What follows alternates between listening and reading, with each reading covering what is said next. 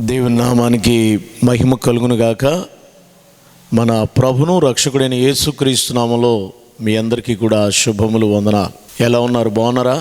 ప్రతిదినం క్రమం తప్పకుండా రాత్రి 8 గంటలకు రక్షణ మార్గం అనే ఛానల్లో యేసు ప్రేమ సువార్త అనే ఆత్మీయ కార్యక్రమాన్ని మీరు అందరూ చూడాలని ప్రేమతో ఆహ్వానిస్తున్నాను. అలాగనే ఈ దినం బర్త్డేలు చేసుకున్న వారందరికీ శుభాకాంక్షలు. దేవుడు మిమ్మల్ని సంవత్సరాది మొదలుకొని సంవత్సరాంతం వరకు దీవించునుగాక. అలాగే మీ కుటుంబస్తుల్లో ఎవరినైనా మీరు జ్ఞాపకం చేసుకుంటే దేవుడు మీకు సమస్త ఆదరణ కలుగు చేయనుగాక. నిర్గమకాండము 14వ అధ్యాయము 13వ వచనాన్ని చదువుకుందాం. అందుకు మోషే, భయపడకుడి, యెహోవా నేడు మీకు కలుగు చేయు రక్షణను ఓరక నిలిచి ఉండి చూడుడి. మీరు నేడు చూచిన ఐగుప్తీయులను ఇక మీదట మరి ఎన్నడును చూడరు. ప్రభునందు ప్రియులారా, ఓరక నిలిచి ఉండి చూడుడి. ఎందుకనంటే ఇశ్రాయేలు ప్రజలు ఐగుప్త దేశము నుండి విడుదల పొందిన తర్వాత వారు 10 తెగుళ్ళ తర్వాత బయటకు వచ్చారు. బయటకు వచ్చిన తర్వాత ఫరో అతని సైన్యము ఇశ్రాయేల్ని తరమడం మొదలు పెట్టారు. తరుముతూ ఉన్నప్పుడు వందలాది సైన్యము, వేలాది సైన్యం అక్కడ ఉంది. రథాలు అలుకున్నాయి. ఫరో యొక్క సేన రథాలతో బయలుదేరి ఇశ్రాయేల్ని మరలా ఐగుప్తీ దేశంలోనికి, తన దాస్యంలోనికి తీసుకుని వెళ్ళిపోయి మరలా వారిని హింసలు పెట్టాలని, వెట్టి చాకరీ చేయించాలని, భయంకరమైన పరిస్థితులు వారిని నడిపించాలని ప్రభునందు ప్రియులారా ఫరో గారి ఉద్దేశం. ఫరో ఆ రీతిగా వారిని తరమడం మొదలు పెట్టాడు. అయ్యయ్యో, ఎలాగూ విధులు పెట్టేశాం, ఇప్పుడు మన ఇళ్లలో పనిచేసేవాళ్ళు ఎవరు, మనకి గృహాలు కట్టేవారు ఎవరు, మనకు అవసరమైనటువంటి వెట్టి చాకరీ చేసేవాళ్ళు ఎవరు లేరని ఇశ్రాయేలుని మరలా వెనక్కి తీసుకురావాలని వారు ప్రయత్నం చేస్తూ సైన్య సమూహంతో మరి ఫరో అతని సైన్యం అంతా బయలుదేరినట్లుగా 14వ అధ్యాయం మనం చూస్తాం. ప్రియులారా, అలాగున వారు బయలుదేరినప్పుడు ఇశ్రాయేలులు ఎదరకుండా వెళుతున్నారు. ఎదురుగుండా ఎర్ర సముద్రం వారికి అడ్డంగా నిలిచిపోయింది. ఎర్ర సముద్రం వారికి అడ్డంగా వచ్చింది. ఇప్పుడు ఎదరికి వెళ్ళేటువంటి మార్గం లేదు. సముద్రం అడ్డంగా వస్తే ఎదరికి వెళ్ళగలమా? సముద్రం అడ్డం వస్తే ఎదరికి వెళ్ళలేము. వెనకాలేమో ఫరో సైన్యం తరుముకొస్తుంది, ఎదరేమో ఎర్ర సముద్రం అడ్డంగా ఉంది. ముందుకెళ్ళినా బాధే, వెనక్కి వెళ్ళినా బాధే, ఎలాగెళ్ళాలో అర్థం కాకుండా నలిగిపోతున్నారు ఇశ్రాయేలీలు. దేవుడు చేసినటువంటి 10 తెగుళ్ళు కళ్ళారా చూసి దేవుని ఆరాధించారు. కానీ ఇప్పుడైతే వారి పరిస్థితి ఎలాగుందంటే, ముందుకెళ్తే ఎర్ర సముద్రం అడ్డంగా వస్తుంది, వెనక్కి వెళ్ళిపోదామని అనుకుంటే వారి జీవితం ఏమవుతుందంటే మరలా ఫరో సైన్యపు చేతిలోనికి వెళ్ళిపోయే పరిస్థితి కలుగుతుంది. ప్రభునందు ప్రియులారా, ఈ దినమున వాక్యం వింటున్నటువంటి సహోదరి సహోదరుడా, నీ పరిస్థితి కూడా ఆ రకంగానే ఉందేమో.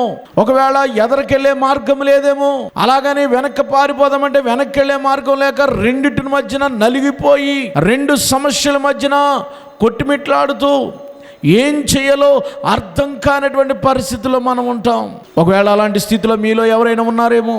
ఏం చేయాలో అర్థం కాని పరిస్థితి, నలిగిపోతూ ఉంటాం. చాలాసార్లు అగమ్య గోచరం పరిస్థితి చేదాటిపోయింది అనిపిస్తుంది.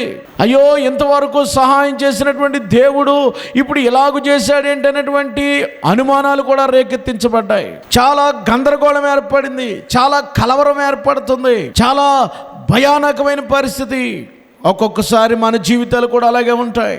అయ్యో, మనకి దిక్కుతోచని పరిస్థితి, ఎదరికి వెళ్ళలేము, వెనక్కి రాలేము, ఎదరికి వెళ్ళలేము, వెనక్కి వెళితే శత్రు సైన్యంలో మరి దాసులం అయిపోవచ్చు, లేకపోతే వాళ్ళు చంపేయచ్చు తిరగబడితే.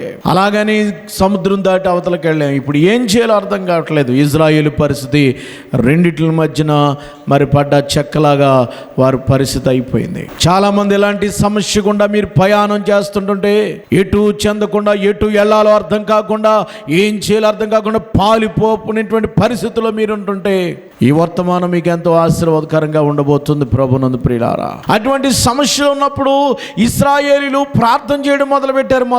మొట్టమొదట వారు ఏం చేశారంటే ప్రార్థన చేశారు. 10వ వచనం చూడండి. ఫరో సమీపించుచుండగా ఇశ్రాయేలులు కన్నులెత్తి ఐగుప్తీయులు తమ వెనుక వచ్చుట చూచి మిక్కిలి భయపడి యెహోవాకు మొర్రపెట్టిరి. మిక్కిలి భయపడి మొర్రపెట్టారు. అయ్యా ప్రభువా, మమ్మల్ని 10 తెగుళ్ళ నుంచి రక్షించావే. అయ్యో నాయనా, మరలా సైన్యం వచ్చేసిందా? అయ్యా, ఎదరికి పరిగెత్తుకుని పారిపోదామంటే పిల్ల మేకతో ఉన్నాము, పిల్ల పాపలతో ఉన్నాము, మా పశువులు మా మందలు ఉన్నాయి, ఎదరికి వెళ్ళేటువంటి మార్గము కనిపించట్లేదు, ఎదరేమో ఎర్ర సముద్రం వచ్చింది. భయపడి యెహోవా దేవునికి వారు మొర్ర పెట్టడం ప్రారంభించారు. ప్రియులారా, కష్టకాలంలో మనం చేయవలసిందల్లా మొర్ర పెట్టడమే, ప్రార్థన చేయాలి.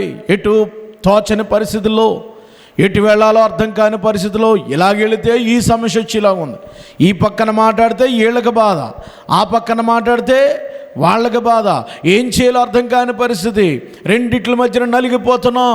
ఇటు కూతుర్ని అనలేకపోతున్నావు, అటు అల్లుడిని ఏమనలేకపోతున్నావు, ఇటు తమ్ముడిని ఏమనలేకపోతున్నావు, అటు తన యొక్క కుటుంబస్తులు ఏమనలేకపోతున్నావు, ఇటు తల్లిదండ్రులు చోటున ఒకలాగా ఉంది. ఇంకా నీ పరిస్థితి ఎలా ఉందంటే ఎవరిని ఏమనలేనటువంటి పరిస్థితుల్లో రెండిట్లు పడ్డటువంటి ఒక నలిగిపోతున్నటువంటి ఓ పరిస్థితిని అనుభవిస్తున్నావేమో ప్రభునందు ప్రియ సహోదరి సహోదరుడా. నీ జీవితంలో ఇలాంటి సమస్య గుండా ప్రయాణం చేస్తున్నాయేమో. ఆ భయపడుతున్న సమయంలో మనం ఏం చేయాలి అని అంటే ప్రార్థన చేయడం చాలా ప్రాముఖ్యం. ప్రార్థన చేయండి. ఎప్పుడైతే మనం ప్రార్థన చేస్తామో, ఎప్పుడైతే మనం దేవునికి మొర్ర పెడతామో, దేవుడు మన ప్రార్థన ఆలకించి మనకి సమస్యల నుండి పరిష్కారాన్ని ఆయన చూపిస్తాడు. ఇశ్రాయేలీలు ప్రార్థన చేయడం ప్రారంభించి దేవునికి బాగానే మొరపెట్టారు. మనుషుల్లో 2 రకాల మనుషులు ఉంటారు. ప్రార్థనలు బాగానే చేస్తారు, కానీ విశ్వాసం మాత్రం ఉంచలేరు. ఏమోనమ్మా, ప్రార్థన అయిపోయిందండి, ఉపవాస ప్రార్థన చేసేసాం, 7 ప్రార్థన అయిపోయింది, 7 వారాల ప్రార్థన అయిపోయింది, కానీ మాకేమీ జరగట్లేదు. ఎందుకు వచ్చింది మమ్మల్ని ఇక్కడ తీసుకొచ్చావు, ఎందుకు వచ్చింది మమ్మల్ని ఎలాంటి సమస్యలు పెట్టావు అనేటువంటి సణుగుకునేటువంటి మాటలు ప్రారంభమవుతాయి. ఓరక చూడలేము. సమస్యలు, ఉపద్రవాలు, సముద్రం లాంటివి ఎదరకుండా వచ్చినప్పుడు, అప్పులు లాంటి సమస్యలో కూరుకుపోతున్నప్పుడు, భయంకరమైనటువంటి నిరాశలోకి వెళ్ళిపోతున్నప్పుడు, ఇక మనకి చాలా నిందలు, సమస్యలు ఇంకా మునిగిపోయేటువంటి పరిస్థితి వచ్చినప్పుడు మీరు ఓరక నిలిచి ఉండగలరా? ఏవేవో మాట్లాడేస్తూ ఉంటాం. దేవుని మాట్లాడతాం, దైవజనుల మీద మాట్లాడతాం, సంఘస్థుల మీద మాట్లాడతాం, భర్త గారి మీద ఇసుక్కుంటాం, భార్య మీద ఇసుక్కుంటాం, బిడల మీద ఇసుక్కుంటాం, మన చుట్టుపక్కల వారి మీద సణుక్కుంటాం, మనకిష్టం వచ్చినట్టు మాట్లాడేస్తూ ఉంటాం. ఆ యొక్క టెన్షన్ కావచ్చు, లేకపోతే ఫ్రస్ట్రేషన్ కావచ్చు, లేకపోతే ఇరిటేషన్ కావచ్చు. ఇరిటేషన్ అయినా వచ్చేస్తుంది. ఏంటి ఇలా జరుగుతుందని రకరకాలుగా మాట్లాడేస్తాం. వీరు కూడా ఇలాగే మాట్లాడడం మొదలుపెట్టారు. చూడండి, అక్కడ 11వ వచనంలో ప్రార్థన చేశారని బాగానే ఉంది, కానీ వారు మోషే తెలంగాణన్నారు, ఐగుప్తీల్లో సమాధులు లేవనా, ఈ అరణ్యంలోకి చచ్చడానికి మమ్మల్ని రప్పించితివా? మమ్మల్ని ఐగుప్తుల నుండి బయటకు రప్పించి మమ్మల్ని ఇట్లు చేయనేలా, మా జోలికి రావద్దు, మేము ఐగుప్తుల దాసులం అయిపోదామని ఐగుప్తులో మేము నీతో చెప్పి మాట ఇదే కదా. మేము ఈ అరణ్యంలో చచ్చుట కంటే ఐగుప్తులకు దాసులగుటయే మేలని చెప్పారంట ప్రభునందు ప్రియులరా. ఓర్రకుండలేమో, నోటికి ఏదొస్తే, ఎంత మాట వస్తే అంత మాట మాట్లాడేయటమే. మేలులు అనుభవించిన నీవు కూడా, కళ్ళారా చూసిన నీవు కూడా, సాక్ష్యము కలిగిన వాడు కూడా, నీవెంత మాట అంత మాట్లాడేస్తున్నావు. నీ నోటితో పాపం చేయదు దయచేసి. నీ నోటికి చిక్కం పెట్టుకోవాలి. విశ్వాసం లేని వారు ఇలాంటి మాటలు మాట్లాడతారు. ఆందోళన ఉంటుంది, నేను లేదని నేను చెప్పట్లేదు. కంగారు పడవచ్చు, కంగారులో నువ్వు తొందరపడి నీ ఇష్టానుసారంగా మీరు దయచేసి మాట్లాడొద్దని కోరుతున్నాను. ఊరక నిలిచి చూడండి. ఇలాంటి పరిస్థితుల్లో మోషే మీద తిరగబడుతున్నారు, మోషే మీద మాట్లాడుతున్నారు. నీకు చెప్పాం కదా, ఐగుప్తు దేశంలో సమాధులు లేవని ఎక్కడ తీసుకొచ్చావు? అర్ధంతరంగా ఇటు సముద్రానికి, అటు ఫరో సైన్యానికి మధ్యన మమ్మల్ని చంపడానికా నువ్వు తీసుకొచ్చింది? ఇదా నువ్వు చేసింది? మాకు మా జోలికి రావద్దని నీకు చెప్పలేదా? దేవుడు మాట్లాడాడని చెప్పావు. కళ్ళారా దేవుడు మాట్లాడడం వెళ్ళి చూశారు. తెగుళ్ళ నుంచి తప్పించబడడం వెళ్ళి చూశారు. ఫరో యొక్క తొలి సంతానం చనిపోవడం వెళ్ళి చూశారు. అన్నీ చూసి కూడా వారు ఏమీ లేనట్టుగా భ్రష్టుల వలె, అవిశ్వాసుల వలె, మూర్ఖుల వలె మాట్లాడుతూ మొదలుపెట్టారు. ఇలాంటి పరిస్థితుల్లో మోషే ఒకే ఒక మాట జవాబిస్తున్నాడు. మోషే మాట్లాడుతున్న మాట చూడండి. అందుకు మోషే డోంట్ ఫియర్, భయపడకండి. యెహోవా మీకు నేడు కలుగుజేయు రక్షణను మీరు ఓరక నిలిచుండి చూడండి. ఎదరికెళ్తే ఆ సమస్య ఉంది, వెనక్కి వస్తే ఇది ఉంది, ఏమో ఎలా ఉంటుందో పరిస్థితి అని ఊహించేసుకుని భయపడిపోతారు కొంతమంది. జరగబోయేది కూడా ఈ వేళే జరిగిపోయినట్టు ఊహించుకుని భయపడిపోతున్నారు చాలా మంది. కొంతమంది సూసైడ్ చేసుకుంటున్నారు, కొంతమంది దేవునికి దూరం అయిపోతున్నారు, ప్రార్థన చేయడం కూడా మానేస్తున్నారు. ప్రియులారా, మీరు ప్రార్థన చేస్తున్నారు కానీ మీరు సణుగుడు మానలేదు. సణుగుడు కొనటం అనేది భయంకరమైన పాపము. ప్రియులారా, మాకేమి పాలుపోవట్లేదు, మాకేమీ తోచట్లేదు, ఇట్స్ ఓకే. దయచేసి అలాంటి ఉపద్రవాలలో ఓరక నిలిచి చూడుడి. ఊరుకోగలరా మీరు అలాగా? దేవుడు ఏం చేస్తాడో నిశ్చంతగా మీరు చూడగలరా? ఎవరు చూస్తారు అలాగా? దేవుని మీద విశ్వాసం ఉన్నవారు మాత్రమే, దేవుడు అన్యాయం చేయడని నమ్మినోళ్ళు మాత్రమే, దేవుడు దేని కొరకు ఇది పంపించాడో, దేవుని చిత్తమే మేడలు జరుగుతుందని పరిపూర్ణమైనటువంటి విశ్వాసాలు ఉన్నవారు మాత్రమే ఆ ప్రకారంగా ఉండగలరు. విశ్వాసం లేని వారు కంగారు గంతులేస్తారు. విశ్వాసం లేని వారు దేవునికి దూరం అయిపోతారు. దేవుని మీద నమ్మకం లేని వారు మరి రకరకాలుగా దైవజనుడి మీద తిరగబడతారు, లేకపోతే దైవజనుని ఇష్టం వచ్చినట్టు మాట్లాడతారు. మేము ఇంత ప్రార్థన చేస్తున్నాం, మాకేం జరగట్లేదు ఏంటి? ఇంత ప్రార్థన చేస్తున్నాం, మేము ఇంకా కష్టాల గుండా వెళ్ళిపోతున్నాం, మాకు ఎటువంటి సమస్యకు పరిష్కారం రావట్లేదు. అటు ముందుకు వెళ్ళలేకపోతున్నాం, ఇటు వెనక్కి వెళ్ళలేకపోతున్నాం, అటు ఆ ప్రక్కకి లేదు, ఈ ప్రక్కకి లేదు, అగమ్య గోచరం సమస్యల వలయములో మునిగిపోయి ఉన్నామని తొందరపడుతున్న సహోదరి సహోదరుడా, కష్టకాలములో మౌనముగా నిశ్శబ్దముగా విశ్వాసముతో ప్రార్థిస్తూ దేవుని వైపు చూడగలవా? అలా చూడడమే నీ నిజమైన విశ్వాసాన్ని సూచిస్తుంది. అలాంటి పరిపూర్ణమైనటువంటి విశ్వాసాన్ని, అలాంటి సమర్పణ జీవితాన్ని, దేవుని మీద అచంచలమైనటువంటి విశ్వాసాన్ని మనం కనపరచాలి అంటున్నాడు. భయపడకండి, యెహోవా మీకు నేడు కలుగుజేయు రక్షణను మీరు ఓరక నిలిచుండి చూడండి. ఓరక నిలిచి చూడండి. మీరు ఏం జరుగుతుందో చూడండి. చాలామంది లోకులు రకరకాల మాటలు మాట్లాడొచ్చు. లోకులు దేవుని నమ్ముకున్నారండి, వీళ్ళ దేవుడు గొప్పడని చెప్పారండి, ఫలానా మన సాక్ష్యం ఇచ్చారు, దేవుడు అద్భుతం చేశాడని చెప్పారు. ఈవేళ వాళ్ళకి ఎర్ర సముద్రం అడ్డం వచ్చింది, ఈవేళ ఫరో సైన్యం వారి వెనకాల తరుముకెళ్తుంది, మధ్యలో నలిగిపోతున్నారు, ఏంటి దేవుడని రకరకాల మాటలు వినబడచ్చు. అలాంటి సమయంలో ఓరక నిలిచి ఉండడం చూడడం నేర్చుకోండి. ఓరక నిలిచి చూడండి. నేడు మీకు ఆయన కలుగుచే రక్షణను ఓరక నిలిచుండి చూడుడి. ఎన్ని మాటలు రానివ్వండి, నిందలు రానివ్వండి, అవమానాలు రానివ్వండి, శ్రమలు రానివ్వండి, నిశ్శంతగా నిశ్శబ్దముగా నిలిచుండి చూడడం. ఒక్క మాట అయినా పలకుండా నిలిచుండి చూడండి. యోబు జీవితంలో అలల లాంటి శ్రమలు వచ్చేసినాయి. యోబు జీవితంలో తుఫాను లాంటి శ్రమలు వచ్చినాయి, తరంగాల పొంగులు వచ్చినాయి. యోబు నిశ్శబ్దంగా అలాగే చూస్తున్నాడు. ఏం జరుగుతుందో జరగనివి, ఇవేమి నన్ను చంచలమో లేకపోతే చలనం చేయలేవు, ఇవేమి నన్ను కదపలేవు, ఇవేమి నన్ను కుదపలేవు, ఏం జరుగుతుందో జరగని. అయ్యగారు పొలాలు పోయినాయి, ఓకే. అయ్యగారు ఒంటెలు పోయినాయి, ఓకే.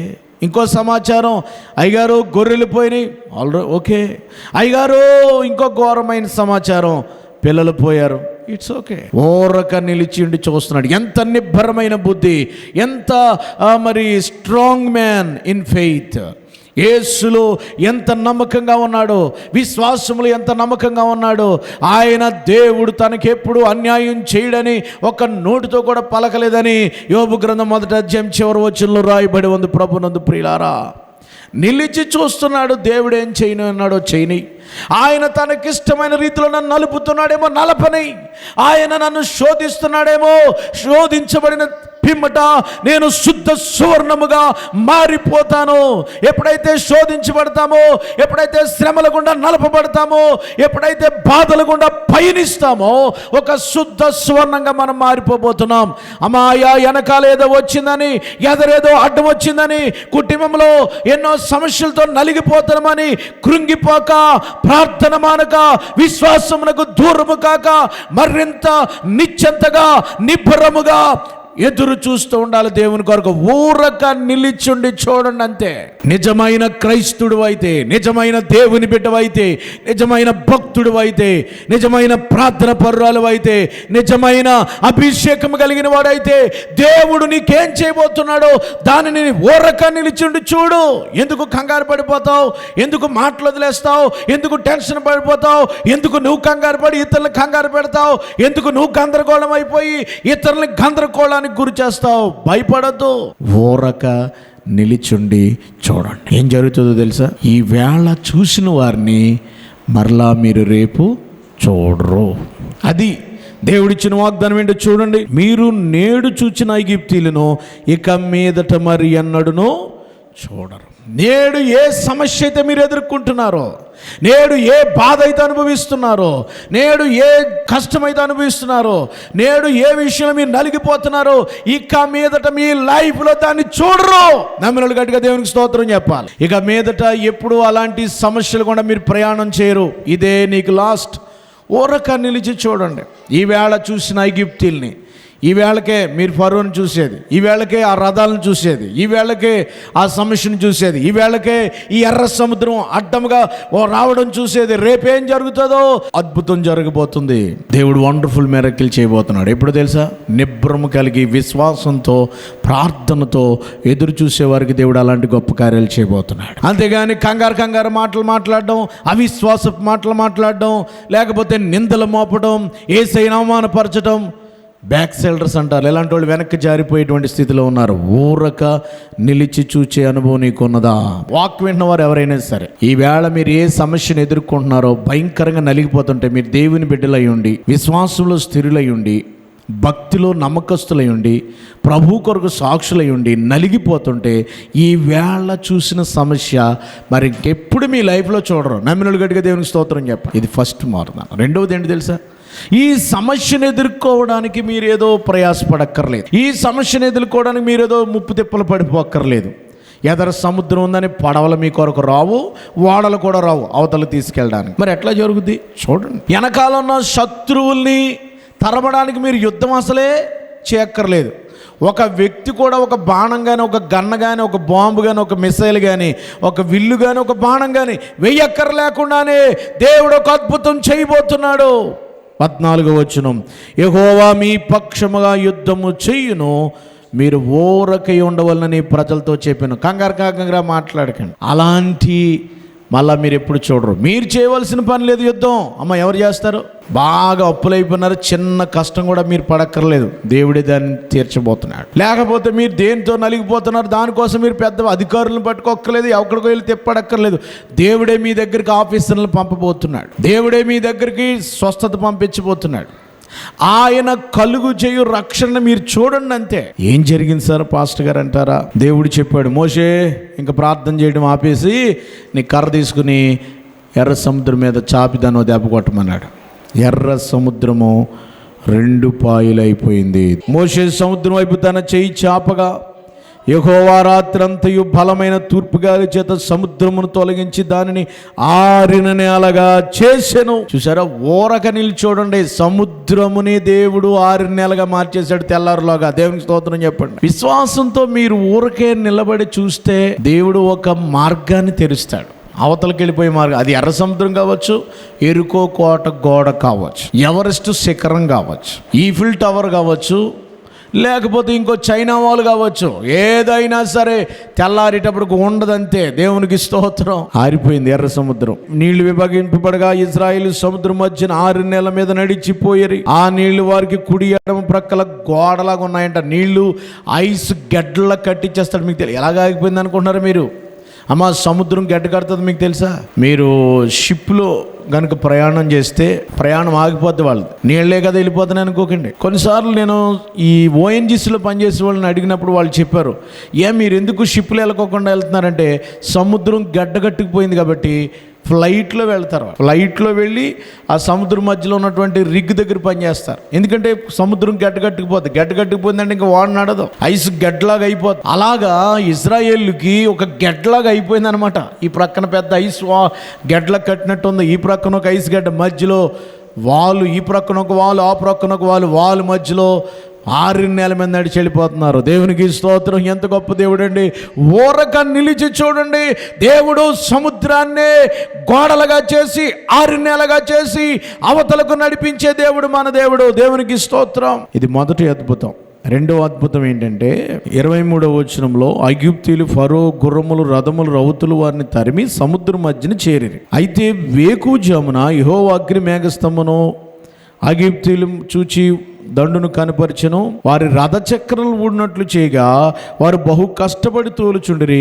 అప్పుడు ఐగుప్తీయులు ఇజ్రాయేలు ఎదుట పారిపోదము రండి, యెహోవా వారి పక్షంగా మనతో యుద్ధము చేయుచున్నాడని చెప్పుకొనిరి. బ్యాక్ అయిపోదాం. ఇంకా చక్రాలు నడపకుండా దేవుడు ఎదరికెళ్ళకోకుండా ఫరో చక్రాలను వెనక్కి తిప్పుతున్నాడు, రథ చక్రాలను వెనక్కి తిరుగుతున్నాయి. ఇసుక తెప్పల్లో ఎదరికెళ్ళడం మానేసి వెనక్కి వస్తున్నాయట. ఇది రెండవ అద్భుతం. ఇంకా వాళ్ళు అనుకున్నారు ఇది దేవుడు చేసే కార్యం, వాళ్ళ దేవుడికి ఎదురు మనం వెనక్కి తిరిగిపోదాం. ఇది రెండవ అద్భుతం. ప్రియులారా, మీరు చూసినట్లయితే 28వ వచనంలో వాళ్ళు తిరిగి రథములు వెనక సముద్రంలోనికి వచ్చిన ఫరో యొక్క సర్వసేనను కప్పివేసిన వారిలో ఒక్కడైనా మిగిలి ఉండలేదు. ఎప్పుడైతే వాళ్ళు సముద్రం ముంచి వేసేసింది, మోషే గారు తన చెయ్యి 26వ వచనంలో చాపగానే వారు 6 నెలల కాస్త మరలా సముద్రము ఏకమైపోయి వారి మీద ఏం చేసిందంటే 27వ వచనము, సముద్రం అధిక బలముతో తిరిగి పొర్లెను గనుక ఐగుప్తులు చూచి వెనక్కి పారిపోయారు. సముద్రం మధ్యలో వారు మునిగిపోయారు. ప్రభునందు ప్రియులారా, ఇజ్రాయేల్ వెళ్తున్నారు కదా అని మీరు కూడా వెళ్తే కుదరదు. అది ఎవరు వెళ్తారు? విశ్వాసం కలిగిన వాళ్ళే ఈ మార్గంలో గుండా వెళ్ళగలరు. మరి క్రైస్తవులు వెళ్తున్నారు కదా, వాళ్ళ వెనకాల మేము వెళ్ళిపోతామంటే కుదరదండి. దీనికి ఒక విశ్వాసం ఉండాలి. ఇది విశ్వాస యాత్ర. యేసు ప్రభు అని నమ్మాలి, యేసు ప్రభు అని బాప్తిసం రక్షకుని పొందాలి, బాప్తిసం పొందాలి.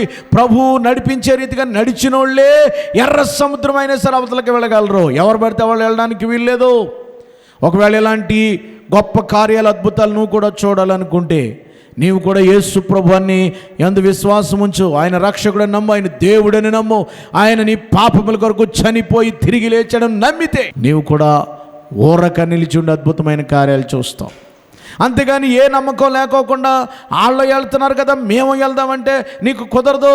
వాళ్ళు ఐగుప్తీ దేవతలను ఆరాధించేవాళ్ళు, నైలు నదిని ఆరాధించేవాళ్ళు, వాళ్ళు దేవునికి విరోధముగా ప్రవర్తించేటువంటి కప్పలను ఆరాధించేవాళ్ళు. వాళ్ళు ఎవరు? ఐగుప్తీయులు. అందుకనే వాళ్ళ కప్పలకు తెగులు పంపించాడు, పేలు తెగులు పంపించాడు, అవన్నీ నాశనం చేసేసాడు. దేవుడు అద్భుతాలు 3 అద్భుతాలు చేశాడు. ఒకటి, ఎర్ర సముద్రాన్ని 2 పాయలుగా చేశాడు, ఇజ్రాయెల్ని అందరినీ సురక్షితంగా బయటకు తీసుకొచ్చాడు. రెండవది, ఫరోకి భయం పుట్టించాడు, చక్రాలు వెనక్కి తిరిగి మొదలుపెట్టాయి. మూడవది, మరలా సముద్రం ఏకమైపోవడం, అందులో వాళ్ళు చనిపోవడం. వీళ్ళరా ఊరక నిలిచి చూడగలరా? మీరు ఊరికే గణుక్కుంటా సణుక్కుంటా దేవుని మీద విశ్వాసం లేకుండా మాట్లాడతారా? పరిశుద్ధ గ్రంథంలో ఇంకొక మాట మీకు చూపిస్తాను. 46వ కీర్తన 10వ వచనం చూడండి. ఊరకుండుడి, నేనే దేవుడిని తెలుసుకొనుడి. అన్యజనులో నేను మహోన్నతుడును, భూమి మీద నేను మహోన్నతుడిని. సైన్యములకు అధిపతి యెహోవా సెలవిస్తున్నాడు. ఆయన మనకి తోడై నడిపి ఆపత్కాలమందు యెహోవా నమ్ముకొనదగిన సహాయకుడని 46వ కీర్తన 1వ వచనంలో రాయబడిన ఈ కీర్తన ముగింపు ఎలాగుందంటే, ఒకవేళ ఆపత్కాలాల్లో ఉన్నారేమో, ఒకవేళ సమస్యల్లో ఉన్నారేమో, ఊరక నిలిచి చూడండి. యెహోవాయే దేవుడని తెలుసుకోండి, యేసే రక్షిస్తాడని తెలుసుకోండి. Please keep silence. ఊరక నిలిచి చూడండి, ఊరకుండండి. దేవుడు ఏం చేయబోతున్నాడో చూడండి. ఇంకొక సంఘటన కూడా నేను చెప్పి నేను ముగిస్తాను. పరిశుద్ధ గ్రంథంలో 2వ రాజుల గ్రంథం 2వ అధ్యాయం 3వ వచనం చదవండి. 3వ వచనం. బేతేలులో ఉన్న ప్రవక్త శిష్యులు ఎలీషా యొద్దకు వచ్చి, నేడు యెహోవా నీ యొద్ద నుండి నీ గురువును పరమునకు తీసుకుని పోవునన్ను వెరుగుదువా అని ఎలీషాను అడగా, అతడు నేను ఎరుగుదును, మీరు ఊరకుండుట. నేను ప్రియులారా, ఎలీషా గారు ఎవరి శిష్యుడు? ఏలియా గారి శిష్యుడు. ఏలియా గారి దగ్గర పాఠాలు నేర్చుకున్నాడు, ఏలియా గారి దగ్గర ప్రార్థన నేర్చుకున్నాడు. ఏలియా గారికి షాపాతు కుమారుడని ఎలీషా ఏలియా గారు చేతుల మీద ఆయనకి నీళ్ల పోస్తా వచ్చాడు, పరిచర్య చేశాడు, సేవ నేర్చుకున్నాడు, ప్రార్థన నేర్చుకున్నాడు, అన్నీ నేర్చుకున్నాడు, అద్భుతాలు చూశాడు. దేవుడు అన్నాడు, ఎలీషాను అభిషేకించేసేయ్, నువ్వు పైకి వచ్చి అన్నాడు ఏలియాని. ఏలియా వెళ్ళిపోతున్నట్లుగా ఎలీషాకి తెలుసు. చాలామంది ప్రవక్తల శిష్యులకు కూడా ప్రవచనాలు తెలిసినాయి. వాళ్ళకి దర్శన వరంలో ఏలియా వెళ్ళిపోతాడనే సంఘటన ముందే తెలిసిపోయింది. ఏలియా పైకి వెళ్ళిపోతున్నాడు, దేవుడు ఆయన్ని సుడిగుండంలో తీసుకెళ్ళిపోతున్నాడు అనే సంఘటన తెలిసి, అందుకని ఎలీషా గారికి కూడా తెలుసు, కూడా వెళ్తున్నాడు. ఈ ప్రవక్తల శిష్యులు చాలామంది ఉంటారు కదా, వాళ్ళు ఏమంటున్నారు తెలుసా? మీ గురువుగారు ఈ వేళతోటి నేను వదిలిపెట్టి వెళ్ళిపోతాడు, నీకు ఆ సంగతి తెలుసా? ఎంతో గొప్ప కార్యాలు చేశాడు కదా, రాజుల్ని గడగలాడించేశాడు, 450 మంది బయలు దేవత పూజారులను చంపించేశాడు. అలాంటి ఏలే గారి వేళ వెళ్ళిపోతున్నాడు, నీకేమైనా తెలుసా అని అంటే ఆయన అన్నాడు, నాకు తెలుసు, మీరు ఊరుకోండి. బేతేలుకు వచ్చినప్పుడు అక్కడ ఉన్న సంఘస్థులు గామలు, అక్కడ ఉన్న ప్రవక్తలు, అక్కడ ఉన్నటువంటి వారందరూ ఆయన కంగారు చేస్తున్నారు, గడిబిడి చేస్తున్నారు.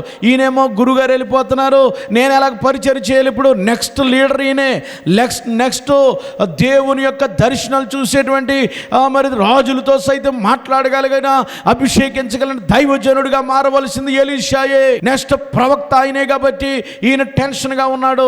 ఈ చుట్టుపక్కల ఆయన కంగారు పెడుతున్నారు, ప్రవక్తలు కంగారు పెడుతున్నారు. బేతేలుకి వెళ్ళినప్పుడు అడుగుతున్నారు, ఎలీషా నీకు ఈ విషయం తెలుసా అని అంటే, నాకు తెలుసు, మీరు ఊరుకోండి అన్నాడు.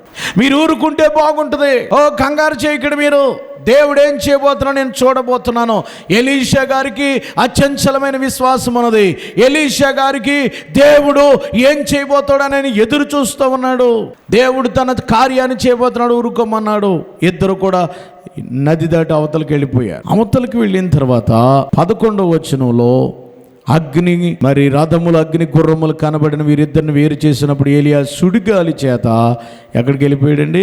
ఆకాశమునకి ఆరోహణం అయిపోయాడు. ఎలీషా అది చూచి, నా తండ్రి, నా తండ్రి, ఇజ్రాయేలు వారికి రథము రౌతుల్ని అని కేకలు వేసెను. అయితే ఒక సూచన అడిగాడు, నాకు నీ ఆత్మలో 2 పాళ్ళు కావాలి. అది రావాలంటే నా దుప్పటి కింద పడితేనే వస్తుంది, లేతరా. పైనుంచి దుప్పటి కింద పడింది, ఏలియా గారి దుప్పటి. ఆ దుప్పటి తీసుకుని భుజాన్ని వేసుకున్నాడు. ప్రవక్తల శిష్యులు గట్టు అవతల నుంచి వస్తున్నారు. ఊరుకో ఊరుకో అన్నాడు కదా, ఇప్పుడు ఏం చేస్తాడో చూద్దాం అనుకుంటున్నారు. అనుకునేటప్పటికి ఆయన దుప్పటి తీసుకుని, ఏలియా దేవుడు ఎక్కడున్నాడో ఆ దేవుని కార్యాలు ఇప్పుడు జరుగునుగా కానీ ఒక దెబ్బ యోర్దాను నది మీద కొట్టగానే 2 పాయలుగా విడిపోయింది. దేవునికి స్తోత్రం. ఓరక నిలచుండి చూచినప్పుడు దేవుడు తన ఆశ్చర్యకార్యం జరిగిస్తాడు. అప్పుడు శిష్యులు అనుకున్నారట, ఏలియా ఆత్మ ఎలీషా మీద కూడా వచ్చిందని చెప్పుకుని ఆయన ఎదుర్కొని సాష్టాంగ నమస్కారం చేశారు. దేవునికి స్తోత్రం. ప్రియులారా, కంగారు పడినోళ్ళు కాస్త, టెన్షన్ పడినోళ్ళు కాస్త, అబ్బో దేవుడు ఏలియా ఆత్మ ఎలీషా గారిలోకి వచ్చేసింది, ఇంక పర్వాలేదు అనుకున్నారు ప్రవక్తల శిష్యులు. కొంతమంది ఏం జరుగుతుందో తెలియకుండా కంగారు పడతారు. కొంతమంది సమస్యలు వచ్చినప్పుడు టెన్షన్ పడి కంగారు పనులు చేస్తూ ఉంటారు. అట్లా చేయని అవసరం లేదు. ఊరక నిలిచి చూడండి. నీ జీవితంలో ఎదురుకెళ్తే సమస్య, వెనకాల సమస్య, ఊరుకుండగలవా? నువ్వు శ్రమల్లోనూ ఊరుకుని దేవుని తన కార్యాన్ని నా పట్ల చేయబోతున్నాడని విశ్వాసంతో ఎదురు చూడగలవా? ఎలీషా వలె. ఒకవేళ అలా చూసినట్లయితే ఏలియాకు తోడైన దేవుడే ఎలీషాకు కూడా తోడై ఉన్నాడు, నీకు కూడా తోడై ఉంటాడు అదే దేవుడు. ఏలియా మీద ఉన్న ఆత్మ, ఎలీషా మీద ఉన్న ఆత్మ, నీ మీద కూడా అదే ఆత్మ నుంచి గొప్ప కార్యాలు దేవుని జీవితంలో చేయబోతున్నాడు. ఓరక నిలిచి చూడండి దేవుడు చేసే కార్యాలు. మీరు కంగారు పడకుండా మరి దేవుని కార్యాలు నిలిచి చూడడం నేర్చుకోండి. మోషే చెప్తున్నాడు, ఇశ్రాయేలులారా కంగారు మాటలు మాట్లాడకండి, దేవుడు తన కార్యం నేడు మీకు ఆయన కలుగుజేయు రక్షణను ఓరక నిలిచి చూడండి. ఇక మీదట ఇలాంటి శ్రమను మీరు మరెన్నడను చూడరు. యుద్ధం ఎవరు చేస్తారు? యెహోవా. శ్రమల్లో ఉన్నావా? బాధల్లో ఉన్నావా? నలిగిపోతున్నావా? కృంగిపోతున్నావా? రెండిట్ల మధ్యన కొట్టబడుతున్నావా? చిన్న ప్రార్థన చేసుకో. నేడు ఆయన నీకు కలుగు చేసే రక్షణ చూడు. ఇక మీదట ఎన్నడూ ఆ భయం నీ మీదకు రాదు. ఇక మీదట ఎన్నటూ ఈ వేళొచ్చిన సమస్య మరి లైఫ్లోని మీదకి రాదంటున్నాడు దేవుడు. అటువంటి విశ్వాసంతో ప్రార్థన చేద్దాం. తలలో ఉంచండి, కళ్ళు మూసుకోనండి, ప్రార్థన చేసుకుందాం. మహాపరిశుద్ధుడు అయిన మా తండ్రి, మీ పరిశుద్ధమైన శ్రేష్టమైన నామమునకు వేలాది వందనాలు స్తుతులు చెల్లిస్తున్నాను. ఇదిగో నాయన నీ వాక్యంలో రాయబడి ఉన్నది, ఓ నాయన ఓరక నిలిచి చూడుడి. నేడు మీరు చూసిన వారిని మళ్ళా రేపు మీరు చూడరు. యెహోవా మీకు కలుగుజే రక్షణను చూడమన్నావు. చాలా మంది బిడ్డలు ప్రభువా, వారి జీవితాల్లో వచ్చిన సమస్యలు, ఇటు తోచన పరిస్థితులు నలిగిపోతున్నారు, వెనకకి ముందుకి ఊగిసలాడుతున్నారు, రెండింటిని మధ్య నలిగిపోతున్నారు ప్రభువా. అలాంటి వారికి నువ్వు ఇచ్చే వాగ్దానం, నేడు యెహోవా నేడు మీకు కలుగుజే రక్షణ చూడండి, ఓరక నిలిచి చూడండి అన్నావు. ఎంతమంది అలాగ భయపడుతున్నారో, వారి జీవితాల్లోనూ గొప్ప కార్యం చేయబోతున్న వారిని నమ్మి యుద్ధం యెహోవాదే గనుక ఓరకే వారు నిలిచోడమన్నావు. వారి జీవితాల్లో ఫరోని తొలగించినట్లుగా వీరి జీవితాల్లో ఉన్న కష్టాన్ని తొలగించండి. ఏ ఎర్ర సముద్రం వారికి అడ్డంగా వచ్చుచున్నదో ఆ సముద్రాన్ని 2 పాయలుగా చేయండి ప్రభువా. ఎలీషాతో మాట్లాడిన దేవుడు గనుక నాయన, ఆయన ఊరక నిలిచోడమన్నాడు. ఎంతో విశ్వాసంతో నీ వైపు చూచాడు. ఏలియా మీద ఉన్న ఆత్మ ఎలీషా మీద ఇచ్చిన దేవా, నీ మీద ఎదురు చూస్తున్నప్పుడు మమ్మల్ని ఎవరు నడిపిస్తారు, మాకు తోడెవరున్నారు, ఎదరికెవరు తీసుకెళ్తారనేటువంటి ఆ ఆందోళనకరమైన పరిస్థితుల్లో యెహోవా నేడు మీకు కలుగుజే రక్షణ చూడమన్నావు, ఓరకయ్య నిలిచిండి చూడమన్నావు. ప్రతి వారు సణుగు కొనక, అవిశ్వాసము కాక, విశ్వాసములో జారిపోక, ప్రార్థనలో దిగజారిపోక, నిలిచి నీ కార్యాలు చూసి పొందుకుని నీ సాక్ష్యం పొందుకున్నట్లే భాగ్యం ప్రతి ఒక్కరికి దయచేయమని, గొప్ప కార్యములు చేయబోతున్నాం అనేటువంటి ధైర్యం వారిలో ఇవ్వండి. ఇప్పుడే ఆ కార్యములు జరిగించమని యేసు ప్రభువారి పేరట వేడుకొనుచున్నాము తండ్రి. ఆమేన్.